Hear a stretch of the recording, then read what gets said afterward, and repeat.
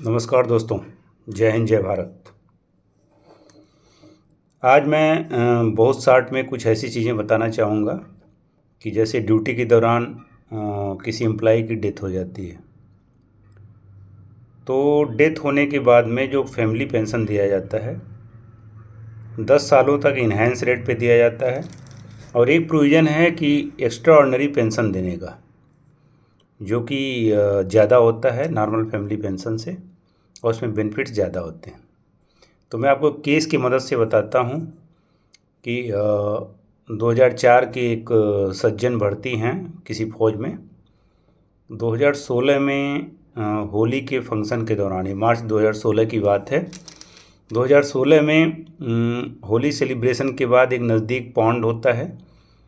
Pond तालाब के अंदर पूरी ट्रूप्स जाती है उसमें, और सारे लौट के आ जाते हैं, बट एक सज्जन नहीं मिलते हैं। तो उनकी जब तलाश होती है तो अनकॉन्शियस स्टेज में उसी तालाब में मिलते हैं, और जब उनको लाया जाता है किसी तरीके से मेडिकल सेंटर में पहुंचाया जाता है, बट उनकी डेथ हो जाती है। डेथ होने के बाद, जैसा कि आप सभी को पता है, एक मैंडेटरी प्रोविज़न है कि कोर्ट ऑफ इंक्वायरी कराई जाती है कि डेथ के पीछे और कोई रीज़न तो नहीं है, और एट्रीब्यूटेबिलिटी कैसी है, उसकी सर्विस से रिलेटेड है कि नहीं है। तो जो उसमें कंसर्न्ड अथॉरिटी होते हैं वो डिसाइड करते हैं कि जो उनका डेथ हुआ था वो due to attributable government service माना, और एक्स्ट्रा ऑर्डिनरी पेंशन देने के लिए केस को रिकमेंड करते हुए अपने जितने चैनल्स होते हैं उनको फॉलो करते हुए डीजी उस फोर्स के डायरेक्टर जनरल तक भेजा गया।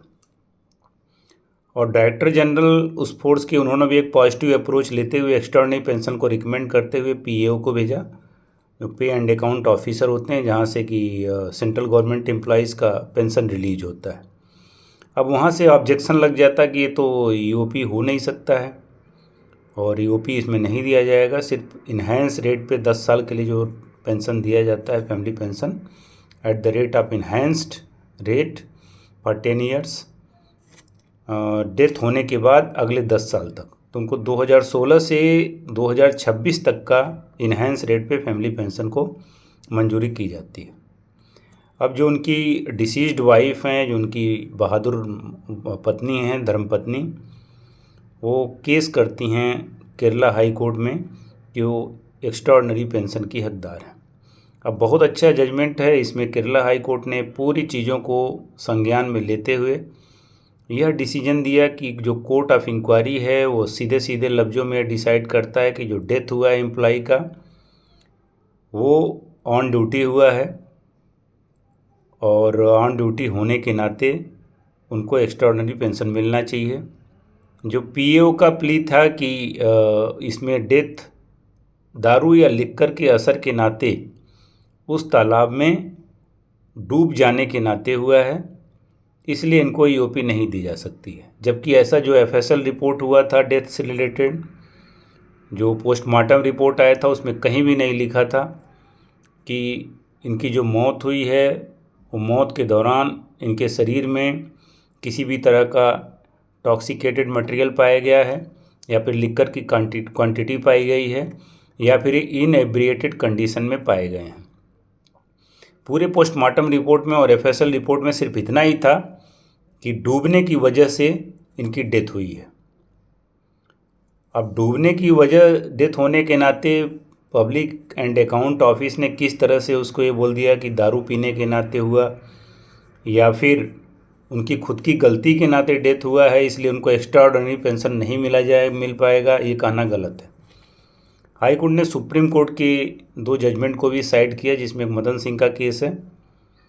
मदन सिंह में एक लिबरलाइज डिफिनीशन लेते हुए सुप्रीम कोर्ट ने एम्प्लॉय को एक्स्ट्रा ऑर्डिनरी पेंशन दिया था, जो कि छुट्टी में जा रहा था। छुट्टी जाते समय उसकी डेथ हो गई थी, तो उसकी फैमिली को एक्स्ट्रा ऑर्डिनरी पेंशन जारी किया, ऑर्डर किया। जबकि उस समय एक ऐसा नियम था कि यदि आप पब्लिक एक्सपेंस पे ट्रेवल कर रहे हैं, यानी कि वारंट लेके जा रहे हैं, तभी उसकी फैमिली को एक्स्ट्रा ऑर्डिनरी पेंशन का बेनिफिट दिया जाएगा।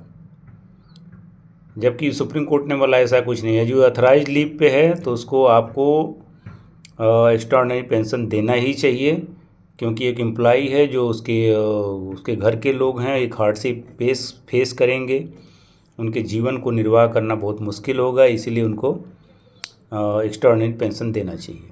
इसी प्रकार से रेणु देवी का एक केस है, उसमें भी बोला कि डेथ यदि गेम खेलते समय या किसी और एक्टिविटी को परफॉर्मेंस करते समय एम्प्लॉय की डेथ हो जाती तो उस केस में भी उसे ऑन ड्यूटी माना जाए और उसको एक्स्ट्राऑर्डिनरी पेंशन दिया जाए।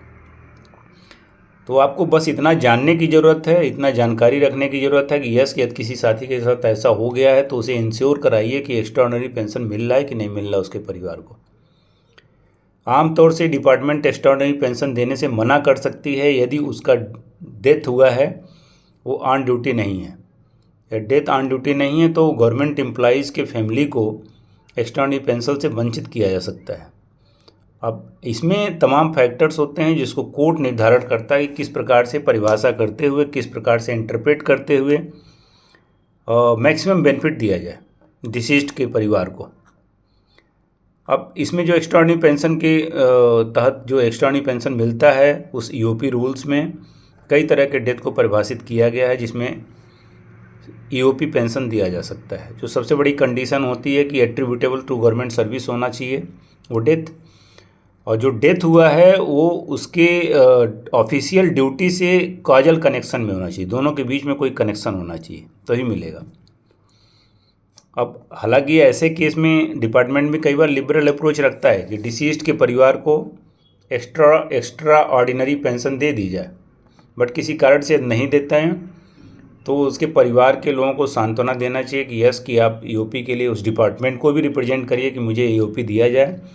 या डिपार्टमेंट से रिजेक्ट हो जाता है केस तो फिर किसी कॉन्स्टिट्यूशनल कोर्ट जैसे हाई कोर्ट या सुप्रीम कोर्ट का दरवाज़ा खटखटाया जा सकता है।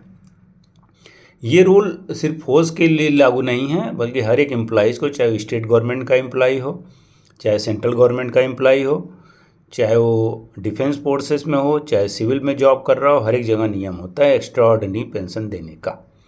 एक्स्ट्राऑर्डिनरी पेंशन के हकदार वही लोग होते हैं जो कि ड्यूटी से रिलेटेड डेथ या इंजरी हुआ है। ये उसी प्रकार से जिस प्रकार से डिसेबिलिटी पेंशन दिया जाता है एक ऐसे एम्प्लॉई को जिसको जो इंजरी हुई है और ड्यूटी के दौरान हुई है। अब ड्यूटी के दौरान का इसका इंटरप्रिटेशन बहुत बड़ा होता है, इसको लिमिटेड वर्ड्स में इंटरप्रेट नहीं है। ड्यूटी के दौरान क्या होता है, ड्यूटी का प्लेस घर से वहाँ तक जाने में, और भी कोई एक्टिविटी जो ऑफिशियल वर्क से रिलेटेड है उसको परफॉर्म करने में, तो तमाम फैक्टर्स होते हैं जिसमें कॉम्प्लिकेशंस है, एक आम आदमी डिसाइड नहीं कर सकता है, लीगल एस्पेक्ट्स होते हैं इसके। बट यस कि सीसीएस रूल्स है, सेंट्रल गवर्नमेंट का रूल्स है, स्टेट गवर्नमेंट के रूल्स हैं, हर एक एम्प्लॉई के सर्विस रूल्स होते हैं, उसमें इसका प्रोविज़न होता है just to give the support to the deceased family कि किसी प्रकार से उसको हेल्प मिल जाए। तो इस आज लेक्चर का माध्यम इस लेक्चर के माध्यम से मेरा आप लोगों को बताने का एक जरिया था कि यस यदि किसी का ऐसा होता है, कोई परिचित है, किसी से जान पहचान या फिर आप वेल विशर हैं तो ऐसा पूछ सकते हैं कि इस तरह का पेंशन दिया जा रहा है कि नहीं दिया रहा। आमतौर से एम्प्लॉय के न रहने पे उसकी फैमिली पेंशन दी जाती है जो कि बहुत कम होता है। शुरू में उसको इन्हेंस रेट पे दिया जाता है लेकिन एक्स्ट्रा ऑर्डिनरी पेंशन की ज़्यादा होता है और उससे जीवन कुछ हद तक उसका डिसीज्ड फैमिली का जीवन निर्वाह हो सकता है। Thank you very much, thank you for listening. यदि आपको और किसी तरह की जानकारी चाहिए तो कमेंट बॉक्स में आप शेयर कर सकते हैं। Thank you, keep liking, keep subscribing. जय हिंद, जय भारत।